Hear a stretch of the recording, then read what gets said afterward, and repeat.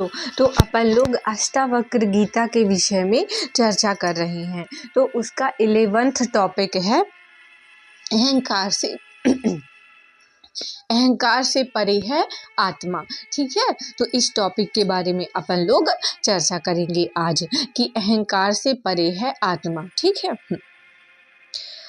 आत्मा साक्षी विभुः पूर्ण एको मुक्तिश्चिरा असंगो निष्प्रहा शांतो ब्रह्म शांतवानी विभु। ठीक है, आत्मा साक्षी है, विभु है, पूर्ण है, एक है, मुक्त है, चिद्रूप है, अक्रिय है, असंग है, निष्प्रह है, शांत है और केवल भ्रम से ही संसार की वस्तु लग रही है। ठीक है,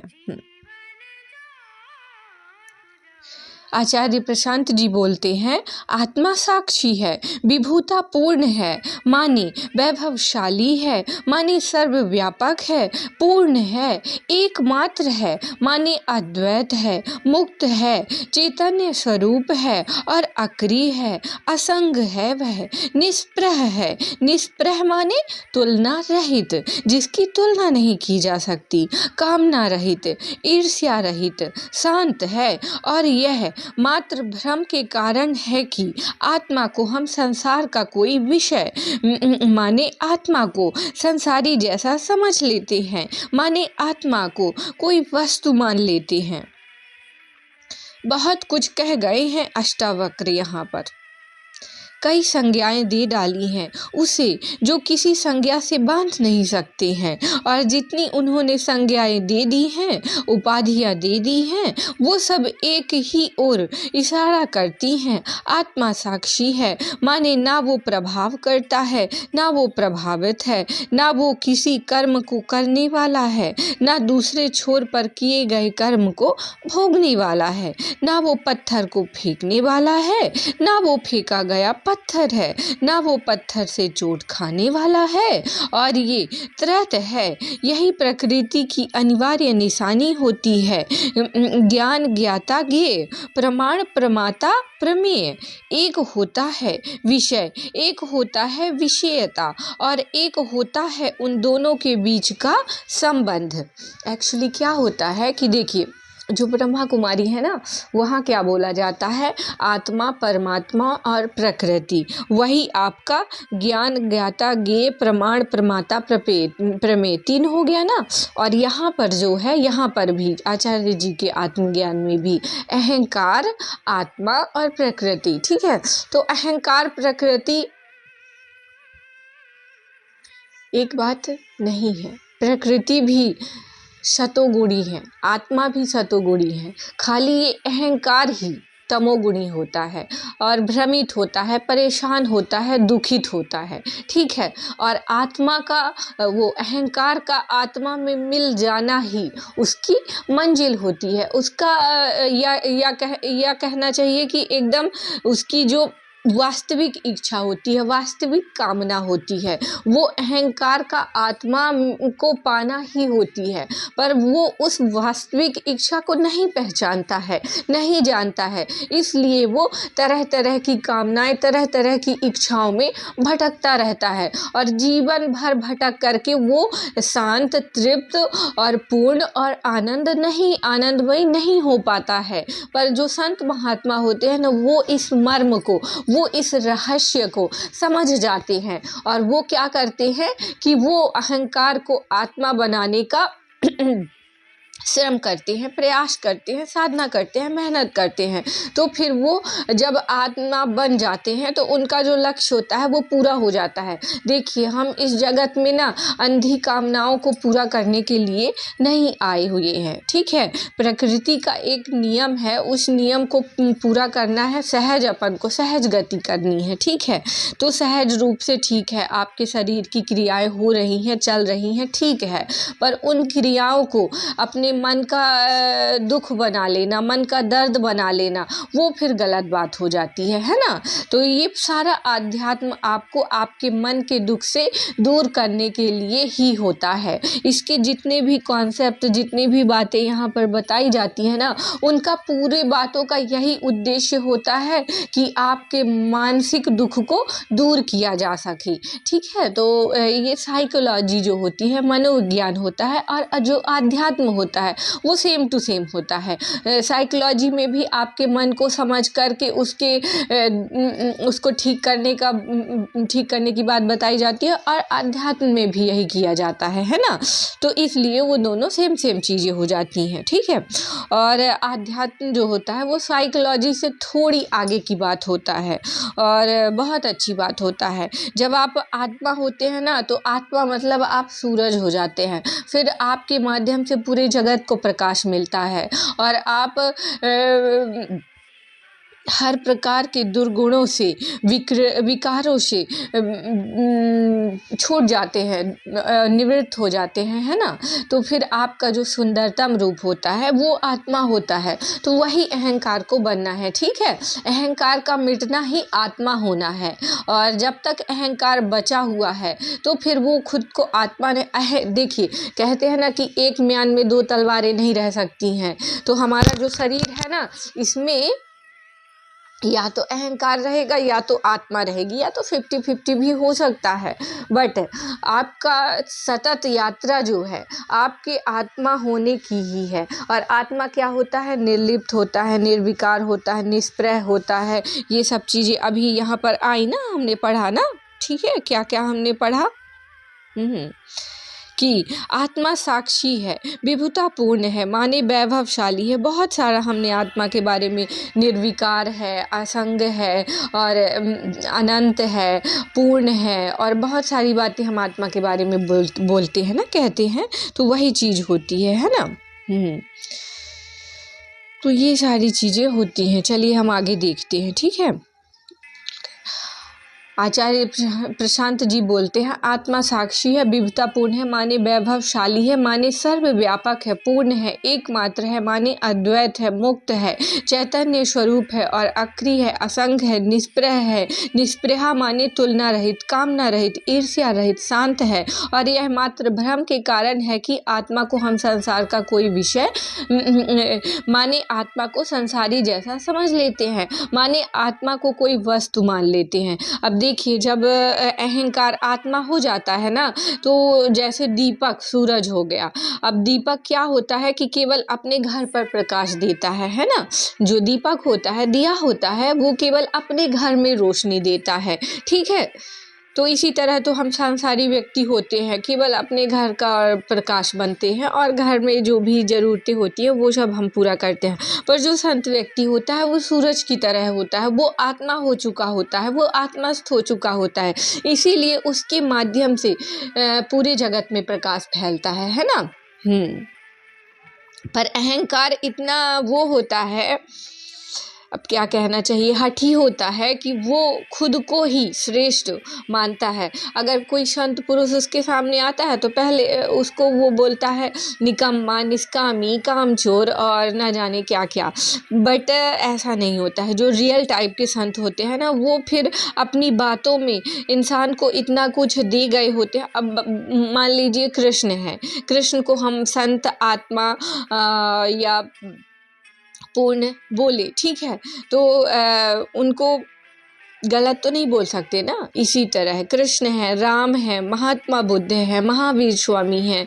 तो इस तरह के लोग होते हैं संत, जो कि पूरे जगत का होते हैं और लोगों के दुख को दूर करते हैं, है ना। एक अच्छा मार्गदर्शक अगर आपकी ज़िंदगी में है तो आपकी जीवन की जो दशा है ना, जो सिचुएशंस है, वो भी बेहतर ही होंगी। अब जैसे अर्जुन के साथ थे ना कृष्ण, तो अर्जुन को हर समय पर एक सही दिशा मिली, सही कर्म करने का विश्वास मिला, और उनका भ्रम, दुख, अज्ञान भी दूर हुआ, और कहीं ना कहीं सब कुछ बेहतर हुआ, और एक अच्छे धर्म की फाइनली कान्हा जी ने, कृष्ण जी ने स्थापना की। ठीक है, तो ये चीज़ होती है आत्मा, है ना। बट अहंकार तो होता है, बट उसकी जो शक्तियाँ होती हैं वो विनाश का कारण बनती हैं, और आत्मा की जो शक्तियाँ होती हैं वो विकास का कारण बनती हैं। जैसे रावण था तो उसने बहुत गलत काम किए है ना, पर वहीं पर राम जी ने बहुत अच्छे काम किए। तो ये अंतर होता है अहंकार और आत्मा में। आत्मा पूर्ण है, सुंदर है, अच्छी है, और अहंकार थोड़ा गड़बड़ है। तो अहंकार का आत्मा होना ही उसकी मंजिल है, उसका उद्देश्य है। ठीक है, माने आत्मा को कोई वस्तु मान लेता है संसार की। ठीक है, बहुत कुछ कहे गए हैं अष्टावक्र यहाँ पर, कई संज्ञाएं दे डाली हैं उसे, जो किसी संज्ञा में बांध नहीं सकता। और जितनी उन्होंने संज्ञाएं दे दी हैं, उपाधियां दे दी हैं, वो सब एक ही और को इशारा करती हैं। आत्मा साक्षी है, माने ना वो प्रभाव करता है, ना वो प्रभावित है, ना वो किसी कर्म को करने वाला है, ना दूसरे छोर पर किए गए कर्म को भोगने वाला है, ना वो पत्थर को फेंकने वाला है, ना वो फेंका गया पत्थर है, ना वो पत्थर से चोट खाने वाला है। और ये जो त्रैत है यही प्रकृति की अनिवार्य निशानी होती है। ज्ञान ज्ञाता ज्ञेय और प्रमाण प्रमाता प्रमेय। एक होता है विषय, एक होता है विषयता, और एक होता है उन दोनों के बीच का संबंध, और इन तीनों के लिए एक संयुक्त नाम होता है प्रकृति। और प्रकृति में लगातार होता है समय और घटनाएं, समय बीतता रहता है, और समय के हर बीतते क्षण के साथ एक ऊपरी तौर पर नई घटना घटती रहती है। उस घटना में हमेशा ये तीन तत्व पाए जाते हैं। कोई सामने होगा जो पत्थर फेंक रहा होगा, एक पत्थर होगा जो फेंका जा रहा होगा, और कोई होगा जो पत्थर की चोट खा रहा होगा या उससे बच रहा होगा। ये तीन होते हैं हमेशा। आत्मा तीनों में से कोई नहीं है। आत्मा तीनों की साक्षी है, तीनों को जाना जा सकता है। तीनों में से कोई भी होना दुख का कारण है। तीनों में से कुछ भी बन जाओ, चैन नहीं मिलता। बस यही प्रमाण है कि आत्मा माने हमारी सच्चाई तीनों में से कोई नहीं है।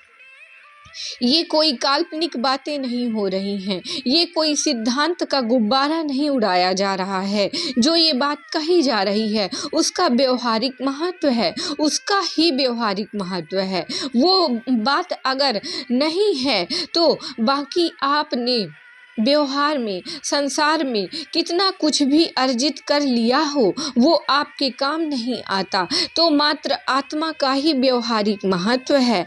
आप वो व्यक्ति हो जिससे संबंध बनाया जा रहा है तो भी है तो आप व्यक्ति ही, और चाहे आप वो व्यक्ति हो जो यह संबंध बना रहा है तो भी है तो आप व्यक्ति ही। दोनों ही स्थितियों में आप पूर्ण ही रह गए। आपको संबंध बनाने की ज़रूरत ही पड़ गई। अब चैन नहीं पाएंगे। आत्मा दुख का इलाज है, आत्मा चैन की औषधि है, इसलिए आत्मा का साक्षी होना अनिवार्य है। क्या आत्मा को किसी ने देखा साक्षी होते हुए? नहीं, आत्मा को किसी ने देखा नहीं है साक्षी होते हुए। पर अगर आत्मा साक्षी नहीं है तो हमसे जिया नहीं जाएगा। बस यही प्रमाण है कि आत्मा को साक्षी होना पड़ेगा। अब देखिए, कैसे किसी थिएटर पर, किसी रंगमंच पर कोई अभिनय हो रहा है, चल रहा है, और मान लीजिए हम वहाँ पर कोई अभिनय कर रहे हैं, ठीक है, बट उस अभिनय को हमने सत्य मान लिया है, सोचा है कि बस ये रियल है, तो फिर वहाँ पर दुख क्रिएट हो जाता है। पर जब हम उस रंगमंच से, सृष्टि रंगमंच से बाहर निकलकर एक साक्षी के रूप में जगत को देखते हैं और जगत के क्रियाकलापों को देखते हैं तो फिर हमारा दुख दूर हो पाता है। पर जब हम उससे डिटैच हो जाते हैं, अटैच हो जाते हैं, लिप्त हो जाते हैं, तो फिर वो हमारे दुख का कारण बनता है। इसीलिए हमेशा आत्मा को साक्षी बोला जाता है। और आप चेतना हो, आत्मा चेतना है, चेतना आत्मा, आत्मा चेतना एक ही बात है ना,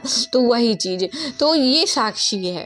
ठीक है। जो चेतना है वो साक्षी है, और बुद्धि, मन, शरीर, इंद्रियां और सारी चीज़ें आपकी शरीर की वो प्रकृतिगत है ना। तो प्रकृति में आपके ये सारी चीज़ें हैं। मान लीजिए एक कोई गाड़ी है, ठीक है, और उस गाड़ी को चलाने वाला कौन है? आत्मा है, ठीक है। तो फिर आपकी गाड़ी बढ़िया बैलेंस तरीके से और अच्छे से चलेगी, ठीक है। आपकी लाइफ की जो जीवन की गाड़ी है वो बढ़िया चलेगी अगर उसको चलाने वाली आत्मा है, चेतना है। पर अगर वो अहंकार है, हम दो ही केंद्र से संचालित होते हैं, एक अहंकार के केंद्र से संचालित होते हैं, एक आत्मा के केंद्र से संचालित होते हैं, ठीक है। तो जब हमारे मन में सत्य के प्रति प्रेम और समर्पण होता है, ईश्वर के प्रति, आत्मा के प्रति, भगवान के प्रति, ईश्वर, आत्मा, भगवान एक ही चीज़ है ना। तो जब उनके प्रति हमारे मन में प्रेम होता है, समर्पण होता है, तो फिर हमारा जो केंद्र होता है वो सही दिशा में गमन करता है। पर अगर हम सत्य से विमुख होते हैं तो फिर हमारा जो केंद्र है वो हम ईश्वर हैं। अहंकार रावण को मैं श्रेष्ठ हूँ ये अभिमान है, सॉरी ये स्वाभिमान है, हाँ मैं श्रेष्ठ हूँ ये स्वाभिमान है, पर केवल मैं ही श्रेष्ठ हूँ ये अभिमान है। तो हम ईश्वर हैं, हम अच्छे हैं, हम सर्वगुण संपन्न हैं, हम बहुत कुछ कर सकते हैं, ठीक है। रावण ठीक था, पर उसको एक चीज़ में मिस्टेक हो गई थी कि वो मतलब मैं श्रेष्ठ हूँ ये स्वाभिमान है, पर केवल मैं ही श्रेष्ठ हूँ, वो ये सोच रहा था कि केवल मैं ही श्रेष्ठ हूँ। तो फिर वो गड़बड़ बात हो गई, वो फिर अहंकार हो गया, है ना। तो ये सारी छोटी छोटी मिस्टेक्स होती हैं, और उन मिस्टेक्स को दूर करता है आपका बोध, आपका सत्संग और सतग्रंथ, है ना। तो जब आप सत्संग करेंगे और जब आप ज्ञान मार्ग में आएंगे तो आपको छोटी छोटी गलतियों, मिस्टेक्स को बताया जाएगा, फिर वो आप मिस्टेक को दूर कर लेंगे और फिर आप बढ़िया सुंदर एक अच्छा इंसान बन जाएंगे, और उसी को आत्मस्थ होना बोलते हैं, ठीक है।